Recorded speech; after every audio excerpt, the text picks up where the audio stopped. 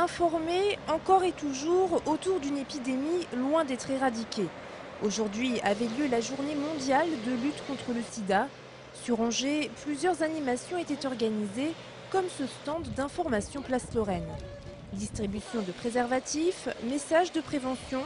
Les bénévoles ont aussi rectifié quelques fausses idées à propos de la maladie. Il y a des gens par exemple qui n'ont pas saisi qu'entre séropositivité et sida, il pouvait se passer une dizaine d'années.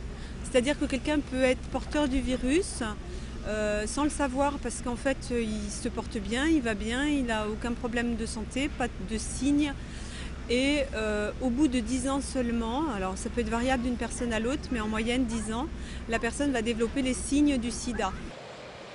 Aujourd'hui, 30 à 40% de personnes découvrent leur séropositivité à un stade avancé du sida. D'où l'importance de faire un test de dépistage le plus tôt possible. Pour faire ce test, plusieurs solutions. Il est possible de le faire dans un laboratoire d'analyse médicale ou dans un centre de dépistage anonyme et gratuit, comme ici au CHU d'Angers. Un entretien avec un médecin est proposé aux volontaires, suivi d'une prise de sang. C'est la deuxième fois que Nicolas fait ce test. Je suis depuis un moment avec ma copine et qu'on a envie d'arrêter le préservatif et que ça fait 3 ans que j'ai pas fait le dépistage.